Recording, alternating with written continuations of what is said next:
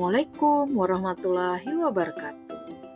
Ketemu lagi dengan saya Yuli Sugiyarti, CGP Angkatan Kelima, Kota Banjarmasin. Kali ini saya akan menampilkan demonstrasi kontekstual di modul 31 tentang pengambilan keputusan berbasis nilai-nilai kebajikan sebagai pemimpin. Untuk itu, demonstrasi kontekstual yang saya lakukan kali ini adalah wawancara dengan para pemimpin di sekolah saya di SMK Negeri 5 Banjarmasin. Berikut tayangannya. Assalamualaikum warahmatullahi wabarakatuh, Pak. Waalaikumsalam warahmatullahi wabarakatuh. Ya, sebelumnya kami dari calon guru penggerak angkatan kelima ingin mewawancara Bapak tentang pengambilan keputusan berbasis nilai-nilai kebajikan sebagai pemimpin.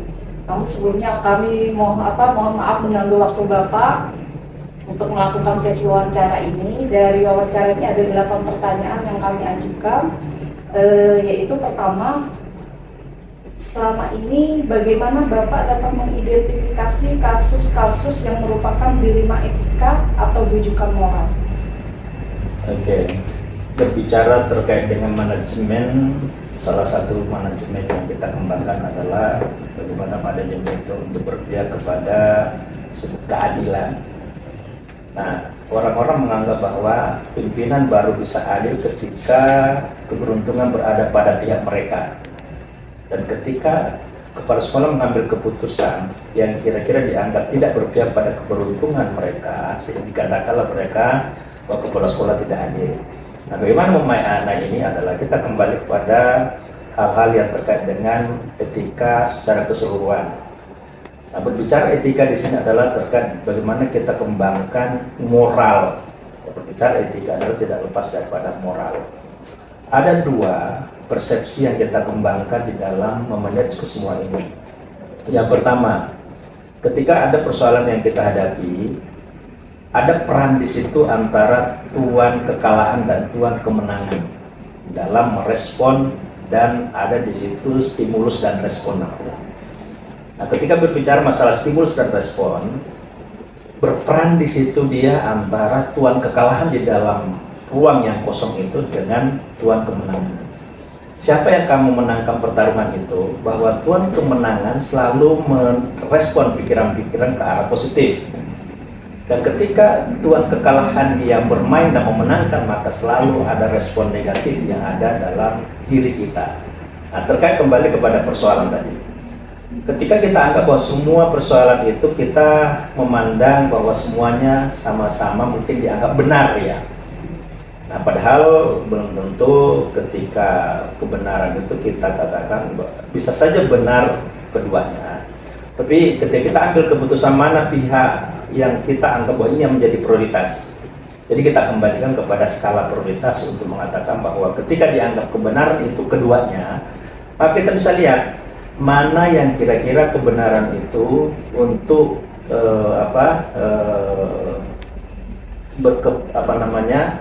kebenaran yang seluruh masyarakat atau seluruh penghuni sekolah ini, baik orang tua, guru maupun siswa, kepentingannya terakomodir di yang dikatakan kebenaran itu kita prioritaskan.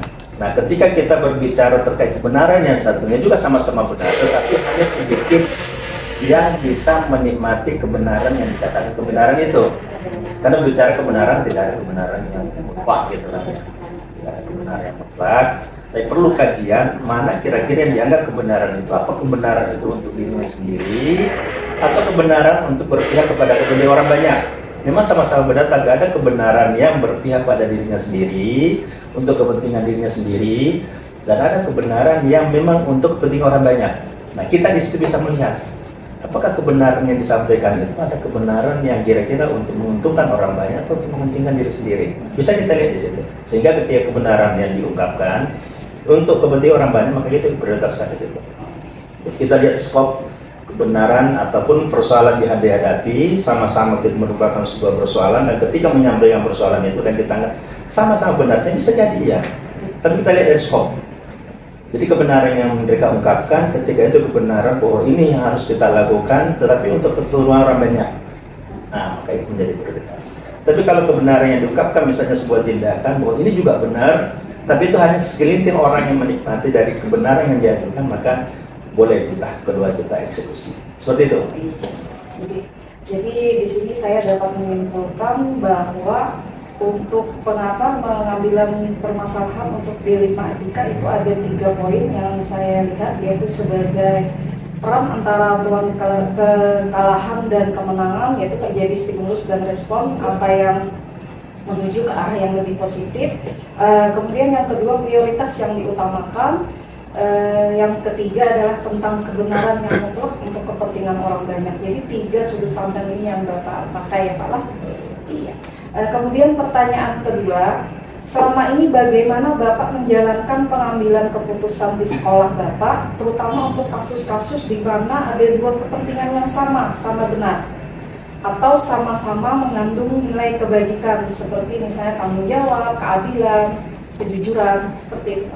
Oke, sudah sampaikan tadi bahwa ketika berbicara masalah kebenaran yang kita anggap bahwa sama-sama benar kedua persoalan yang dihadapkan kepada kita, kembali lagi bahwa mana yang kira-kira untuk kepentingan orang banyak dan mana yang kira-kira hanya untuk kepentingan individu mereka sendiri. Walaupun kita tahu bahwa mungkin saja keduanya itu bisa sama-sama benar. Nah, terpulang lagi kepada tujuan disampaikan persoalan-persoalan itu. Misalnya saja, seseorang menyampaikan sesuatu persoalan yang mereka hadapi mungkin sehari-hari di sekolah. Ketika persoalan yang dihadapkan kepada kita dan memang mengatakan bahwa saya akan mengambil keputusan-keputusan dengan tindakan-tindakan saya itu dengan jalan seperti ini. Ketika kita analisis bahwa apa yang dia katakan bahwa ada jalan kebenaran yang mereka lakukan, seluruh perbuatan kita, aktivitas dilakukan itu kita bertanya ke hati kan ya. Kembali ke hati kita itu loh. Apakah ketika kita mengambil keputusan-keputusan itu berpihak pada hati, tidak berpihak pada hal-hal yang di luar daripada konteks yang mengatakan, kita kan lihat ada pengaruh dari luar itu kan pengaruh ekstrinsik ya. Ada pengaruh ekstrinsik dan ada pengaruh ekstrinsik. Mana yang lebih dominan di situ? Ketika kita berbicara masalah pengaruh dalam diri sendiri, itu banyak berbicara di situ dari nurani di situ. Nurani. Apakah keputusan kita ambil itu apakah memang sudah melibatkan nurani? Karena pasti nurani tidak bisa dibohongi, nggak bisa. Nah, ketika yang satunya juga dengan berdasarkan nurani, bisa jadi kita di situ dipengaruhi dengan pengaruh yang dari luar itu kan, ekstrinsik tadi. Nah itu, jadi apakah pengaruh dari luar ini berpihak pada sesuatu hal yang mendukung nurani itu atau tidak? Jadi kita banyak norma-norma yang kita putuskan juga tidak lepas dari nurani. Jadi nurani ini yang banyak berbicara. Jadi nanti suatu ketika jadi kepala sekolah bahwa tidak pengaruh dari luar itu besar. Tetapi ketika kita terkalahkan nurani ini, maka itu sudah dimainkan lah oleh orang-orang itu. Jadi kita sebagai pemimpin nggak bisa, harus nanya nurani kita kan nurani nggak bisa dibohongi. Jadi pentingnya di nurani. Oh iya. Jadi di sini saya dapat melihat dari pernyataan yang Bapak berikan bahwa ada 2 poinnya, yaitu kita kembali lagi kepada kebenaran tentang kepentingan orang banyak atau individu untuk diri sendiri. Kemudian hal yang utama tadi Bapak sudah menyebutkan berpihak kepada hati atau yang disebut dengan intuisi ya Pak. Intuisi yang mana ketika menghadapi suatu permasalahan, keputusan yang sangat berperan itu adalah intuisi yang pengaruh dalam intrinsik Bapak atau nurani itu untuk mengambil sebuah kebijakan. Karena itu nggak bisa dibohongi. Iya, betul Bapak. Tetapi pertimbangan-pertimbangan lain, tadi ada pengaruh masukan dari luar bisa menjadi pertimbangan. Iya. Kemudian yang ketiga Pak, langkah-langkah atau prosedur seperti apa yang bisa Bapak lakukan selama ini ketika menghadapi permasalahan di 5 etika? Yang pertama kita lihat dulu apa yang menjadi persoalan. Tidak serta-merta ketika kita mendapatkan respon itu stimulus itu langsung kita respon. Tapi ada uang di situ bisa kita berpikir. Nah, uang itu kita manfaatkan bahwa apa yang menjadi kepentingan dari persoalan ini. Jadi kita lihat dari skala secara menyeluruh. Karena sebagai seorang pemimpin tidak memutuskan untuk sesaat, tetapi ada pertimbangan yang jauh ke depan. Ketika saya ambil keputusan ini, kira-kira dampaknya 1, 2, 3 tahun ke depan akan menjadi dampak. Karena berbicara begini ada kebijakan di situ. Berbicara kebijakan. Nah, berbicara kebijakan ini berdampak pada jalannya organisasi. Ketika kita salah mengambil kebijakan, maka akan berdampak yang kurang sehat di dalam organisasi. Nah, itu seperti itu. Iya, jadi saya lihat nih ada 3 poin ya Pak. Jadi saya simpulkan bahwa pertama kita harus melihat kasus dulu seperti apa latar belakangnya. Kemudian yang kedua, kepentingan apa yang dilihat dari kasus tersebut dan kita dalam pengambilan keputusan. Yang ketiga, dampaknya apa ketika kita mengambil keputusan, gitu ya Pak ya? Iya. Selanjutnya untuk pertanyaan keempat, hal-hal apa saja yang selama ini Bapak anggap efektif dalam pengambilan keputusan pada kasus-kasus dilema etika selama ini Pak? Ya. Selama ini Bapak anggap efektif dalam pengambilan keputusan? Ya. Yang pertama, untuk mengambil keputusan sebenarnya karena kita sebuah organisasi pelibatan manajemen, adanya pelibatan manajemen. Karena ketika kita melibatkan manajemen, berbagai macam masukan bisa menjadi pertimbangan-pertimbangan. Jadi ada pelibatan manajemen. Yang kedua adalah konsistensi di dalam melaksanakan keputusan itu. Ya, kita sudah berkomitmen misalnya, tetapi dalam pelaksanaannya tidak konsisten, maka kita tidak akan pernah bisa mencapai apa yang kita putuskan. Jadi buktinya adalah konsistennya di dalam melaksanakan keputusan. Iya, berarti di sini ada 2 menurut Bapak tadi, yaitu tentang pelibatan manajemen karena ini memang sangat penting dalam mengambil sebuah keputusan. Kemudian kedua adalah konsistensi atau komitmen dalam pengambilan keputusan. Jadi ketika sudah diputuskan dengan manajemen, berarti itu yang harus kita laksanakan ya Pak ya? Iya. Baiklah Bapak, ini ada tadi yang saya ajukan adalah ada 4 pertanyaan, kemudian nanti akan dilanjutkan oleh rekan saya Ibu Enda untuk pertanyaan selanjutnya. Terima kasih Pak untuk waktunya. Saya lanjutkan di pertanyaan yang kelima. Hal-hal apa saja yang selama ini merupakan tantangan dalam pengambilan keputusan pada kasus-kasus dilema etika? Ya. Sebenarnya yang menjadi persoalan besar adalah kembali lagi kepada individu dari orang-orang yang akan kita selesaikan persoalan-persoalan itu. Karena tidak semua mereka paham apa sih menjadi persoalan mereka itu. Jadi tidak semua mereka yang mengutarakan persoalannya dia itu mau apa. Sehingga ketika kita diperhadapkan pada hal tersebut, kita urutkan dulu apa yang menjadi aims atau dreams atau goals dari kepentingan yang dia inginkan. Nah, ketika kita sudah tahu apa yang menjadi persoalan-persoalan dia, tentu tidak dengan menyelesaikan persoalan itu secara kekerasan misalnya atau dengan perdebatan, tidak. Tetapi kita ambil sebuah patokan bahwa segala sesuatu persoalan bisa diselesaikan baik itu dengan etika moral maupun hal-hal lain ketika kita sadarkan mereka. Jadi penyadaran diri pada orang tersebut. Kita sadarkan kepada mereka apa sih sesungguhnya menjadi persoalan itu. Nah, ketika kita tahu persoalannya, maka kita sudah bisa mengidentifikasi, oh seperti ini loh persoalan mereka. Kemudian seperti itu loh jalan keluarnya. Jadi sebagai seorang pimpinan memang dia harus memiliki kemampuan untuk mengetahui apa sih sebenarnya yang menjadi persoalan dalam bagaimana cara memecahkan persoalan itu. Dan dia secara naluri akan muncul di situ. Jadi menjadi pimpinan dia diberikan sesuatu intuisi lah tadi ya, untuk bisa dia tahu mencarikan jalan keluar bagi persoalan-persoalan itu. Dan dia tidak diperoleh dari bangku-bangku kuliah. Karena kepemimpinan adalah sebuah seni. Dia akan berjalan terus seirama. Semakin banyak persoalan dihadapkan kepada pimpinan itu, maka semakin kecil ke depannya untuk tidak bisa menyelesaikan persoalannya. Pasti dia bisa karena sudah merupakan pengalaman-pengalaman yang sudah diperoleh sebelumnya. Jadi sebenarnya bukan menjadi persoalan. Jadi yang menjadi persoalan ada bukan masalahnya sebenarnya. Yang menjadi persoalan adalah sikap kita menghadapi persoalan itu. Nah, jadi sering saya sampaikan kepada Anda, sebenarnya tidak ada persoalan yang terlalu rumit. Yang rumit adalah sikapnya menghadapi persoalan itu. Nah, kita masuk di dalam sikap menghadapinya itu. Ya, jadi bukan berarti persoalan itu besar dan kecil sehingga menjadi hambatan, tidak, tapi kita ajari guru-guru kita bagaimana sikapnya dia menghadapi persoalan itu. Jadi lagi-lagi kembali kepada sikapnya. Nah, jadi tidak ada persoalan tidak bisa diselesaikan ketika kembali mereka kepada bertanya dalam dirinya untuk menyikapi persoalan itu kuncinya. Jadi bisa saya garis bawahi ya Pak ya. Jadi persoalan besar itu pada individu, tetapi bukan pada orangnya, tetapi lebih pada sikapnya.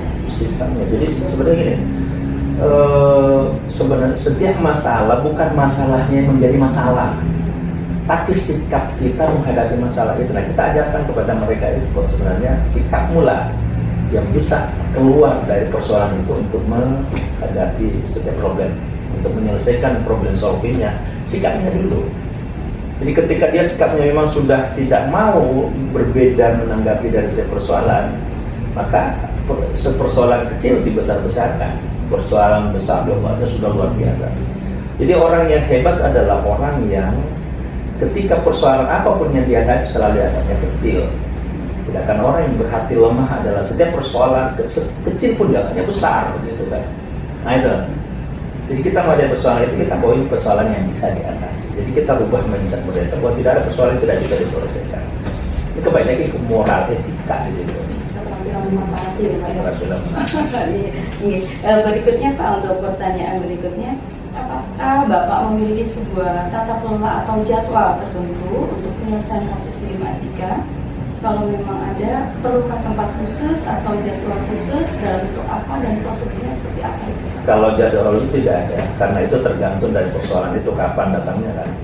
Kemudian tempatnya ini ruang kepala sekolah adalah tempat yang paling efektif, karena ruangan itu bisa pakai elektrikal, tidak bisa secara langsung barang masuk kan gitu ya. Sehingga di dalam kita dialog gitu kan ya. Dan banyak sekali selama ini yang dialog kepada saya. Dan ini tidak bisa, ini kan rahasia kepala sekolah kan, tidak bisa dipublish. Oh, ini sudah dikonsultasi. Banyak sekali konsultasi, dan kita punya teknik dan cara-cara sendiri.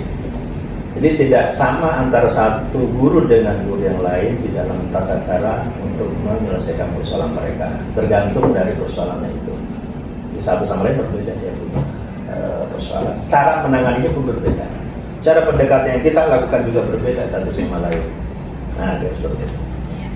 Jadi dengan jadwal khusus nggak ada ya Pak, tergantung permasalahannya ya, untuk penyelesaiannya tentu di tempat Bapak untuk menjaga kerahasiaan ya Pak ya. Ya, tapi kalau misalnya hanya persoalan umum di tempat di mana saya berada berkeliling saat itu juga diselesaikan. Ya, sifatnya tidak terlalu rahasia. Tapi kalau hal-hal yang menyangkut pribadi mereka, maka salah satu cara adalah kita dialog.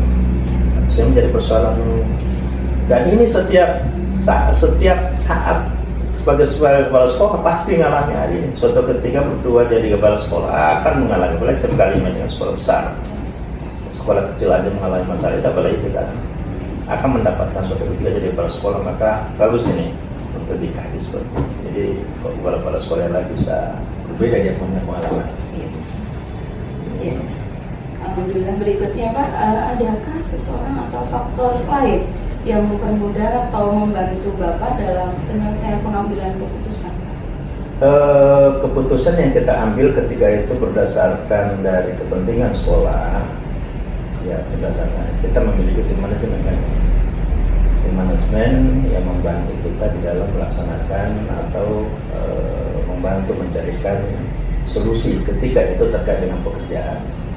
Tapi ketika terkait dengan problem masing-masing unit dan itu menyangkut pribadi, maka tidak boleh kita publish.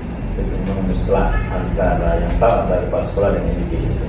Jadi keputusan selama ini kita ambil melibatkan tim manajemen. Ya, karena semakin banyak yang berkontribusi dalam sebuah problem untuk aktivitas yang kita lakukan di sekolah, maka semakin bagus untuk kita laksanakan ke depan.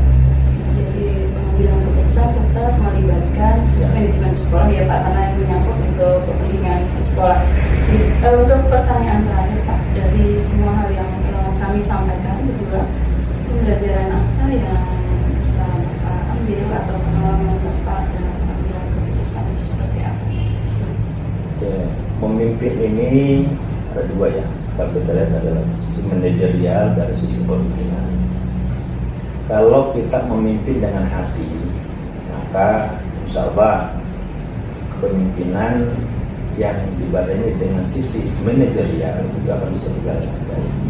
Karena berbicara masalah manajerial adalah mengeksekusi apa yang harus dikerjakan, melaksanakan apa yang mestinya, menyuruh apa yang mestinya dilakukan. Kalau itu manajerial.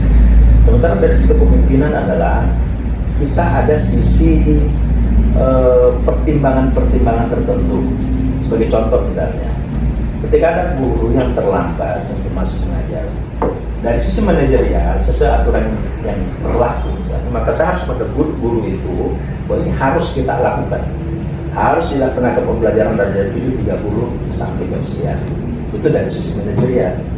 Tapi dari sisi kepemimpinan, ketika ada guru yang mungkin terlambat, ada pertanyaan lanjutan yang harus kita tanyakan. Kenapa dia terlambat? Bisa jadi anaknya sakit, bisa jadi di perjalanan dia mengalami ban bocor, bisa jadi orang tuanya masuk ke rumah sakit, anaknya masuk ke rumah sakit. Ada pertimbangan di situ, sehingga tidak mesti dari sisi manajer harus melakukan pekerjaan itu. Tapi di sisi kepemimpinan ada pertimbangan lain yang mendasari dari sisi keputusan itu. Contoh tadi, bagaimana mungkin saya harus memarahi guru-guru ketika dia tidak datang mengajar, lambat menyampaikan kepada kita, sementara dia harus membawa anaknya ke rumah sakit. Mana mungkin dia langsung cepat WA mengurus anaknya, akan dulukan gitu ya. Tapi dari sisi manajerial tetap salah guru itu. Itu ketika kita mainkan dari sisi manajerial, harus masuk itu juga, perlu nggak ada alasan lain. Nah, masuklah di situ, makanya antara manajer dan kepemimpinan mesti harus berdampingan gitu. Di sisi lain, sebagai seorang manajer harus mengeksekusi apa yang menjadi keputusan itu.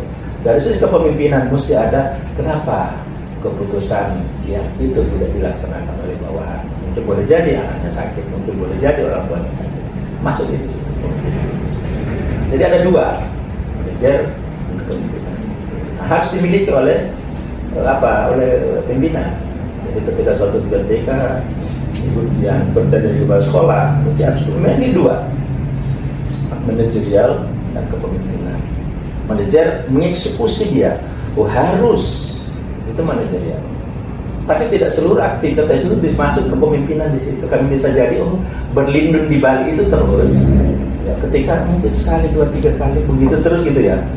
Ternyata itu dimanfaatkan oleh guru-guru kita, bisa saja dengan alasan-alasan ini kami bisa terlambat saja.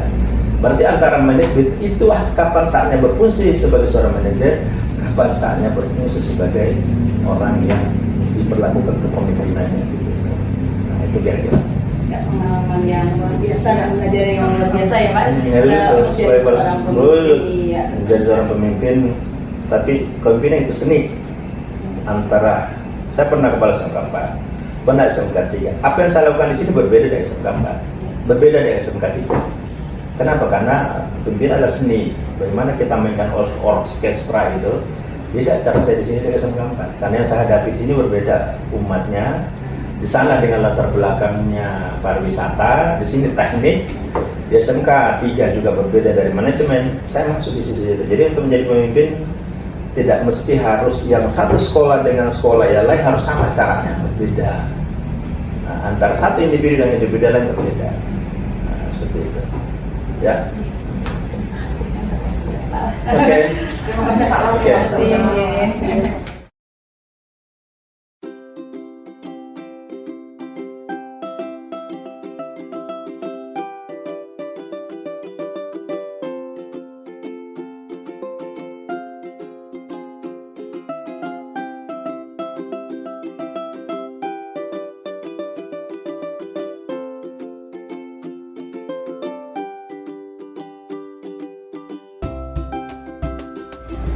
Assalamualaikum warahmatullahi wabarakatuh Pak. Waalaikumsalam warahmatullahi wabarakatuh. Terima kasih sebelumnya.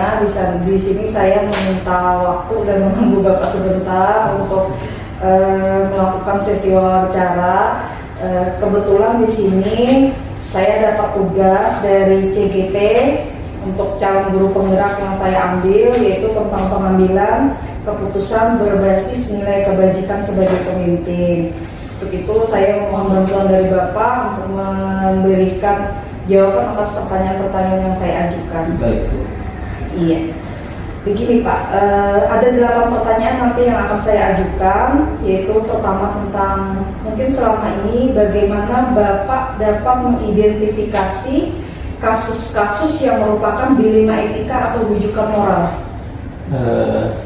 Selama ini kita selalu menggali informasi dari kedua belah pihak, artinya kita tidak hanya mendengarkan dari salah satu pihak saja, tetapi kedua belah pihak yang saling berkonflik ini kita upayakan kita sama-sama mendengarkan dari sisi yang satu dan yang satunya, apakah kita anggap nanti kedua-duanya itu memiliki kebenaran dari pandangan mereka, ya, pandangan mereka itu apakah sama-sama benar atau salah satunya benar dan sisi lain memang salah. Nah, itu yang kita gali dulu. Lalu dia kalau misalnya memang dari salah satu kedua-duanya benar, berarti itu dilema etika. Terus kalau yang salah satu pihak itu memang salah, berarti dia membutuhkan moral, itu seperti itu. Iya. Jadi dapat saya ambil kesimpulan bahwa sebelumnya Bapak melakukan penggalian informasi dulu kedua belah pihak. Apabila Bapak menemukan permasalahan itu memang sama-sama benar, artinya Bapak memposisikan itu sebagai dilema etika. Kemudian apabila memposisikan sebagai permasalahan itu ada benar dan salah, berarti rujukan moral, gitu ya Pak ya? Iya. Iya. Selanjutnya gini, untuk pertanyaan kedua, selama ini bagaimana Bapak menjalankan pengambilan keputusan di sekolah, terutama dalam kasus-kasus di mana ada dua kepentingan yang sama, benar, dan sama-sama mengandung nilai kebajikan. Nah, nilai kebajikan di sini maksudnya seperti tanggung jawab, keadilan, kejujuran, seperti itu Pak. Pertama kita menggali dulu permasalahannya. Permasalahannya seperti apa, kita gali informasi itu dari kedua belah pihak. Kalau memang itu sepertinya benar dari kedua-duanya, maka kita mau tidak mau harus menentukan prioritas. Ya, prioritas kita mengutamakan kepentingan orang banyak, yang mana yang lebih banyak manfaatnya, yang paling sedikit mudaratnya, mungkin itu yang kita prioritaskan untuk kita ambil keputusannya. Jadi intinya maksud Bapak di sini dalam pengambilan keputusan adalah menentukan prioritas Pak lah. Iya. Iya. Yang mana yang lebih banyak manfaatnya. Iya, jadi banyak manfaatnya dan untuk orang banyak. Iya. Jadi tidak mengutamakan kepentingan individu. Tidak mengutamakan kepentingan. Oh iya. Begini, selanjutnya untuk langkah-langkah dan prosedur seperti apa yang bisa Bapak lakukan selama ini, langkah-langkahnya dalam pengambilan keputusan? Pertama tadi kita mengetahui permasalahannya, kita menggali informasi, mencari bukti-bukti yang relevan dari permasalahan yang kita hadapi itu, lalu kita tentukan nilai-nilai kebajikan, nilai keadilannya, dan kira-kira memberi dampak. Keputusan kita itu apa? Nanti memberi dampak seperti apa kita ambil, ya, itu seperti itu. Oh iya. Jadi ada 2 poin di sini Pak ya, yang dapat saya ambil, bahwa pertama adalah nilai-nilai keadilan yang Bapak tanamkan dalam pengambilan keputusan.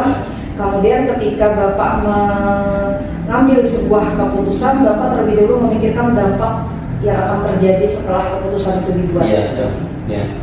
Jadi kembali lagi bahwa ini dampaknya ke orang banyak, gitu Iya. Pak.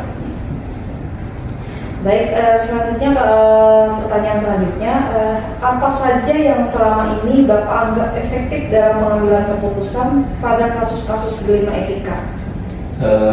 Untuk pengambilan keputusan itu kita perlu banyak masukan, banyak bertukar pikiran.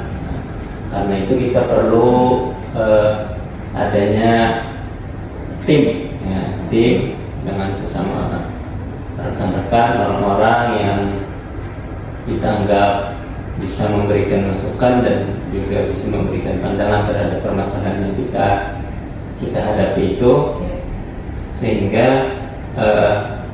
kita bisa melihat gambaran yang lebih luas dari permasalahan yang kita hadapi, sehingga keputusannya mungkin lebih baik dari hanya sekedar kita sendiri yang memikirkannya. Iya. Jadi di sini Bapak menekankan bahwa perlunya adanya tim, jadi sehingga Bapak bisa mendapatkan masukan-masukan dari tim, terutama tim manajemen mungkin Pak lah. Iya. Jadi ketika mendapatkan masukan, akhirnya Bapak bisa mengambil sebuah kebijakan yang tepat. Ya, betul. Oke. Baiklah Pak, selanjutnya untuk pertanyaan kelima. Hal apa saja yang selama ini merupakan tantangan dan dalam pengambilan keputusan pada kasus dilema etika? Untuk kasus dilema etika ini tantangannya terkadang kita bingung ya menentukan, karena kedua belah pihak itu benar ya. Jadi kita kadang sulit untuk mengambil keputusan, dan itu juga kita perlu waktu ya, perlu tim tadi untuk membantu memberikan masukan, dan juga kadang-kadang tim yang kita minta bantuan itu dia juga tidak memahami persoalan yang sedang kita hadapi. Itu diantaranya tantangan dalam kasus dilema etika ini. Jadi ada maksudnya di sini Bapak bahwa perlu waktu dalam pengambilan keputusan, tidak bisa instan ya Pak ya. Kemudian tim mungkin yang beberapa orang lah yang Bapak hadapi mungkin tidak mendalami kasus tersebut, akhirnya Bapak bisa bekerja sendiri dalam untuk mengambil kebijakan. Iya, karena itu tadi mungkin karena tim yang kita minta orang paham juga, mungkin kita perlu sedikit waktu lah untuk mengambil keputusan. Selanjutnya, apakah Bapak memiliki sebuah tata kelola atau jadwal tertentu dalam sebuah penyelesaian kasus dilema etika? Apakah langsung menyelesaikan di tempat atau memiliki sebuah jadwal? Karena kasus ini kadang-kadang muncul ya, jadi kita tidak bisa menjadwalkan untuk menyelesaikannya itu, dan itu yang harus diselesaikan di tempat. Itu permasalahan muncul langsung kita selesaikan dan tidak kita jadwalkan. Berarti tidak bisa diprediksi waktunya. Iya, betul, tidak bisa diprediksi. Jadi memang kalau hari ini ada permasalahan, hari ini memang harus diselesaikan. Iya, betul. Selanjutnya gini Pak, adakah seseorang atau faktor-faktor apa yang selama ini mempermudah atau membantu Bapak dalam mengambil keputusan dalam kasus dilema etika? Untuk ini kita mungkin perlu melihat standar atau peraturan-peraturan, apakah itu bisa kita jadikan acuan untuk memberikan keputusan yang lebih tepat ya. Misalkan itu kita melihat ke peraturan tata tertib siswa misalnya, apakah bisa kita ambil referensi ke sana untuk mengambil keputusan, atau misalnya kita ada kawan-kawan rekan-rekan tim manajemen di lingkungan kita untuk membantu kita menyelesaikan permasalahan yang kita hadapi. Oh iya. Jadi dua ya Pak ya. Ada acuan peraturan yang Bapak sebagai dasar untuk dalam pengambilan keputusan apabila itu permasalahannya di lingkup kesiswaan ya Pak ya.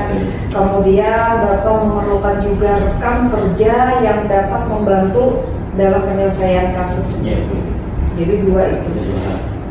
Terus yang terakhir nih Pak untuk pertanyaannya, dari semua hal yang telah disampaikan dalam sesi wawancara kita kali ini, pembelajaran apa yang dapat Bapak petik atau pengalaman Bapak dalam mengambil keputusan dilema etika ini? Bahwa kita harus mementingkan kepentingan orang banyak, ya. Kemana keputusan yang kita ambil itu lebih mengutamakan kepentingan orang banyak, dan juga tidak merugikan, kepada kedua belah pihak. Kalau misalnya pun ada kerugian, cuma kita ambil yang paling kecil, mudaratnya ibaratnya seperti itu. Iya. Jadi dua, lebih mementingkan orang banyak, terutama seperti Pak. Ya, kemudian tidak merugikan antara kedua belah pihak yang saling berkonflik, maksudnya yang beda pendapat. Intinya Bapak mementingkan kesiswa dan orang-orang yang di sekitar Bapak. Gitu. Iya. Demikian Pak untuk sesi wawancara ini. Alhamdulillah 8 pertanyaan yang saya ajukan Bapak sudah menjawab, dan